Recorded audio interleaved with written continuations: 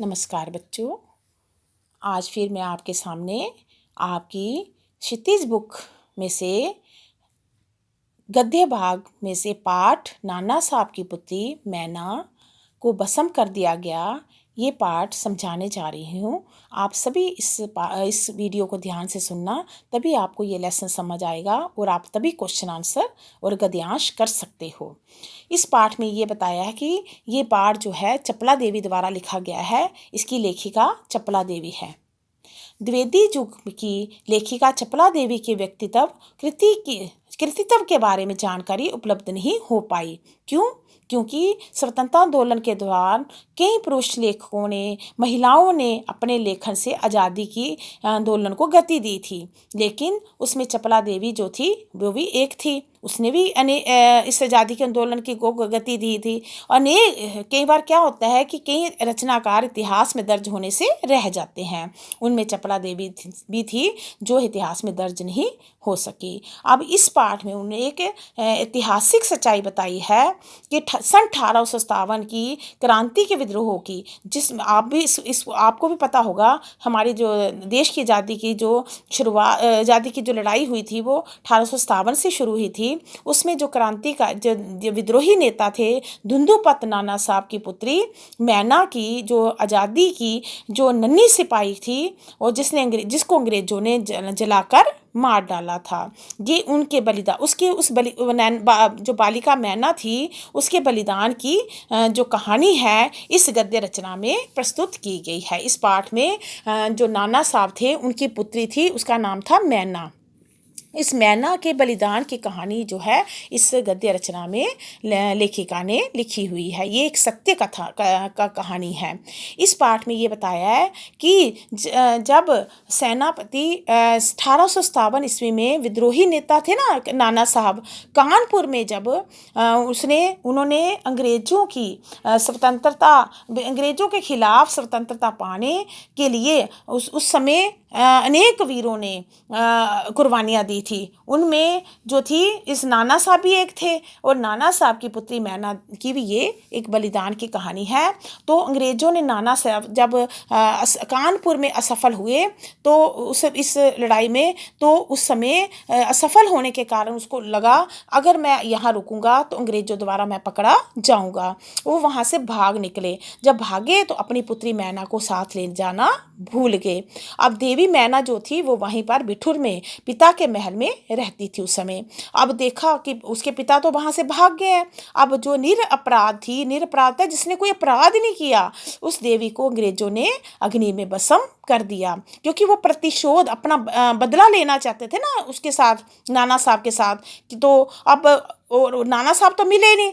अब उन्होंने उस बेटी को ही उसको अग्नि को में उनको जलती आग में उसको मैना को आग में ही भस्म कर दिया। ये सारा रोमांचकारी जो वर्णन है ना, पाषाण हृदय कौन होता है? पत्थर हृदय को भी द्रवीभूत कर देता है। यानी कि उस पत्थर हृदय के दिल में भी दया आ जाती है जब ये दृश्य देखकर।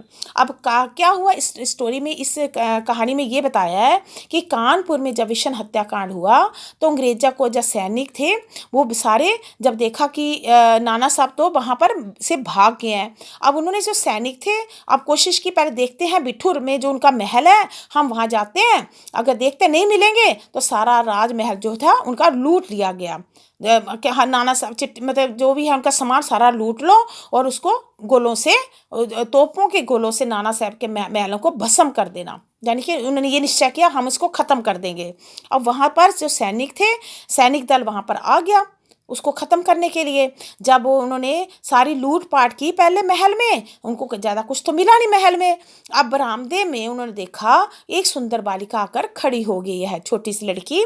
तो जो सेनापति जो उस समय जो आया था उसका नाम था सेनापति का नाम था हे।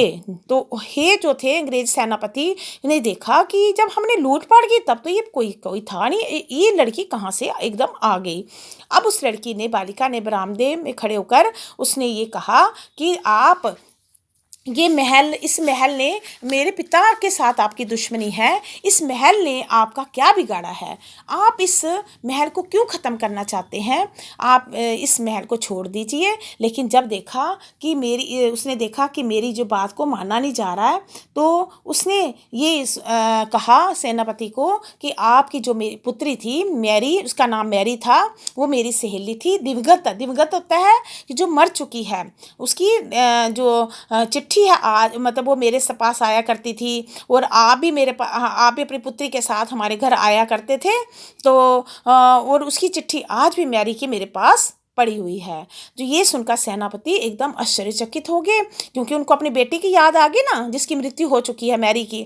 अब उन्होंने बालिका को पहचान लिया। अब उसने ये कहा, ठीक है, मैं तुम्हारी रक्षा का प्रयत्न करूंगा, जितनी मेरे से कोशिश होगी मैं इसको महल को बचाने की और तुम्हारी रक्षा की कोशिश करूंगा। उसी समय वहाँ पर जनरल आउट्रम आ जाते हैं। ठीक है, जनरल आउट्रम आ गए। अब तो उन्होंने कहा कि तुम्हें तो सेनापति हे को बोला कि तुम्हें तो महल को ध्वंस करने की, ख़त्म करने के लिए हमने भेजा था, तुम तो अभी तक कुछ नहीं किया तुमने।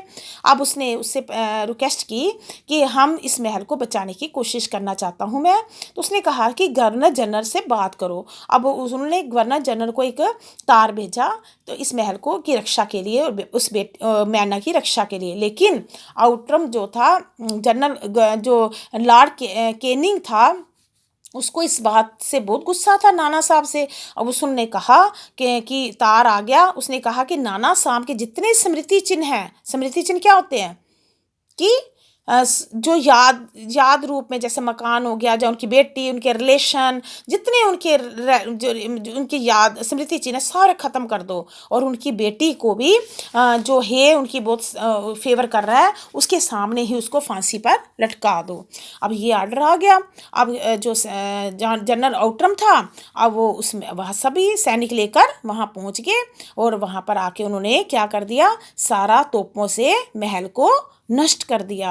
अब जब महल नष्ट हो गया तो उसके बाद पूरा जो मिट्टी, सारे रेत पत्थर मिट्टियों के ढेर लग गए। अब उन्होंने क्या किया, अब जो लड़की थी छोटी, अब उस समय तो वो महल में से भाग गई थी। अब वो आकर, उसको उस महल से बहुत प्यार था, क्योंकि अपने मकान से सबको प्यार होता है ना, जिसमें पले बड़ी हुई थी वो, तो उसका पिता की यादगार थी, तो उसको उस मकान से बहुत, महल से बहुत लगाव था। उस महल का नाम ये था, याद रखना, इस महल का नाम था राज मंदिर, सुविशाल राज मंदिर। अब उसके अवशेष जो होते हैं, पत्थर मिट्टी, अब उसके ऊपर बैठकर वो लड़की बहुत रोती है। अब जब रोती है तो आउट्रम जो है वहाँ पर पहुँच जाता है, उसने पहचान लिया उस लड़की को। अब उसने उस लड़की को ये नहीं पूछा तुम क्यों रो रही है, एकदम उसको पकड़ने, गिरफ्तार करने लगा। तो उसने कहा, ठीक है, आप मुझे गिरफ्तार कर लेना, लेकिन मुझे कुछ ऐसा समय दीजिए ताकि मैं जी भर कर रो लूँ, कि मुझे इस अपने मन की जो है जितनी कि दुख हो रहा है, मैं यहाँ बैठकर रोना चाहती हूँ। लेकिन पाषाण हृदय पत्थर दिल जो जनरल था, उसने इसकी अंतिम इच्छा भी नहीं पूरी होने दी। उसने कहा कि नहीं, उसी टाइम में उसको हथकड़ी डाली और कानपुर के किले में लाकर उसको कैद कर दिया। अब उसको कैद कर दिया। अगले दिन क्या हुआ, महाराष्ट्रीय इतिहासवेत्ता महादेव चिटनबीस के पाखर समाचार पत्र में क्या छपा, क्या समाचार पत्र में अगले दिन क्या छपा कि कल कानपुर में एक भीषण हत्याकांड हो गया। नाना साहब की पुत्री जो थी मैना को धधकती हुई आग में, जलती हुई आग में भस्म कर दिया, और भीषण जो अग्नि में शांत, जब उसको अग्नि जला रहे थे, एकदम शांत थी, सरल मूर्ति अनुपमा बालिका को जलती देखकर सबने उसको देवी समझकर उसको प्रणाम किया। यानी कि उसको, उस लड़की को एक देवी का रूप समझकर सब लोगों ने उसको प्रणाम किया। इस प्रकार आपने इस पाठ में मैना के बलिदान से, जो लेखिका चपिला देवी है, उसने इस मैना के बलिदान से इस पाठ में आपको अवगत कराया है।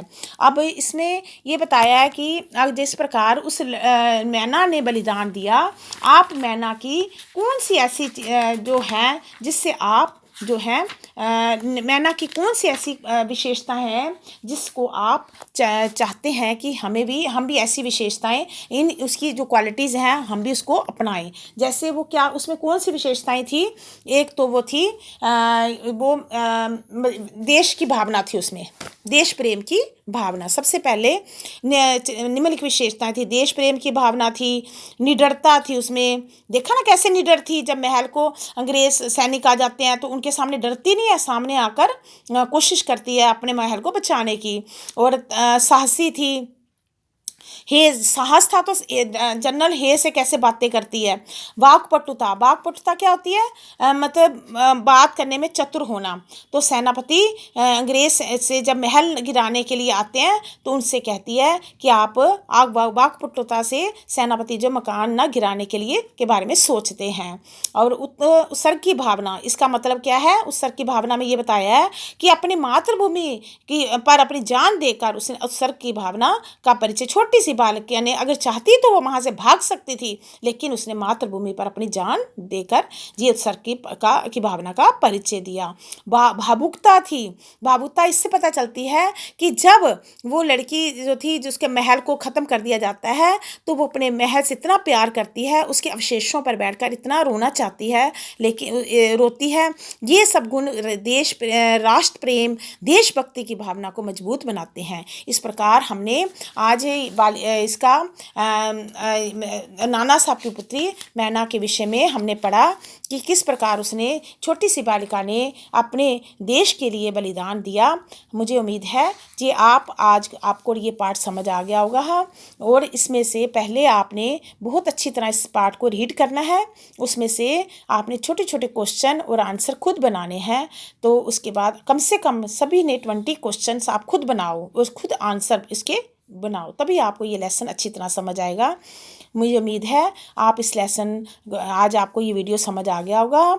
और अगर आपको ये पाठ अच्छी तरह समझ आया है तो मेरे इस वीडियो को लाइक करें, सब्सक्राइब करें। धन्यवाद। अब नए लेसन के साथ आपके सामने फिर आऊँगी, तब तक के लिए धन्यवाद।